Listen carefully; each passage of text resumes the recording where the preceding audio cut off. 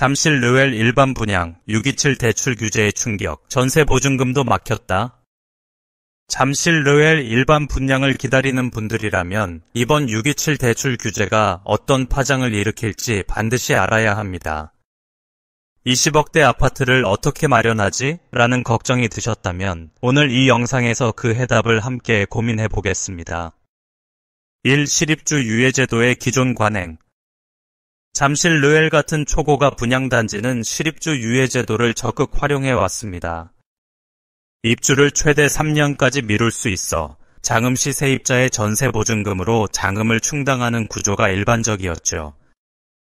전세보증금으로 잔금을 치르면 현금 부담 없이 새 아파트 주인이 될 수 있다.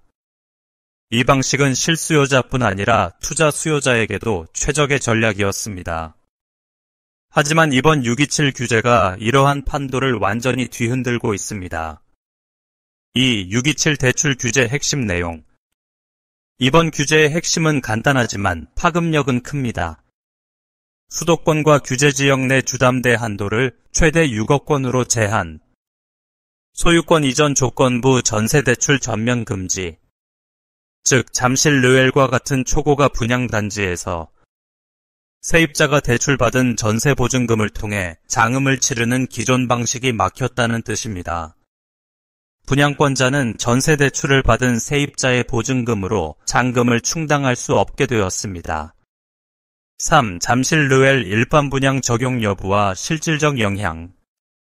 시립주 3년 유예제도 자체는 유지되지만 세입자의 전세대출금을 이용한 잔금 납부는 전면 금지됩니다. 허용되는 방식, 세입자가 전세보증금을 순수 자기자금으로 마련해 납부하는 경우는 가능합니다. 현실적 한계, 잠실 르웰의 34평형 예상 전세금은 15억 원 내외입니다. 세입자가 대출 없이 이런 금액을 현금으로 준비하기는 극히 어렵겠죠. 결국 분양자는 계약금과 중도금 외에 잔금 30%에서 주담대 6억 원을 제외한 금액을 순수 현금으로 납부해야 합니다. 4. 현실적 문제점과 시장 구조 변화. 이 규제는 잠실 르웰 일반 분양 시장에 어떤 변화를 가져올까요?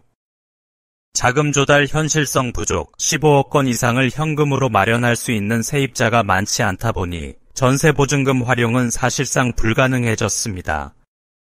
분양자 부담 증가, 전세보증금 없이 잔금을 납부하려면 계약자 본인이 수억 원의 추가 현금을 준비해야 합니다. 주담대 한도 제한, 기존에는 주담대를 통한 잔금 납부가 가능했지만 이제 6억 원으로 제한되면서 그 격차를 메울 현금이 절실해졌습니다.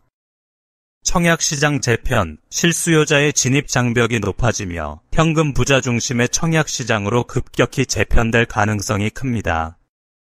분양 흥행 리스크, 청약 포기자가 증가하면 미분양이 발생할 수 있고 이는 곧 건설사와 사업자 모두에게 심각한 리스크로 작용합니다. 이런 경우는 비닝이 지역에서 발생 가능성이 높아 보입니다. 5. 결론. 잠실 르웰 일반 분양은 이번 627 대출 규제의 대표적 타격 사례로 보입니다. 대출받은 전세보증금 활용 불가, 주담대 한도 제한, 시립주 유예제도의 실효성 약화라는 3중 부담이 동시에 작용하고 있습니다. 이제 7월에 있을 잠실 르웰의 일반 분양은 진정한 현금 부자들만의 시장이 될 가능성이 높아졌습니다. 서울의 대표 재건축 프리미엄 단지조차 금융 규제 앞에서는 새로운 전략이 필수입니다. 앞으로 이 시장이 어떻게 변할지 더욱 예리하게 지켜보아야 할 시점입니다. 이상 끝까지 시청해 주셔서 감사합니다.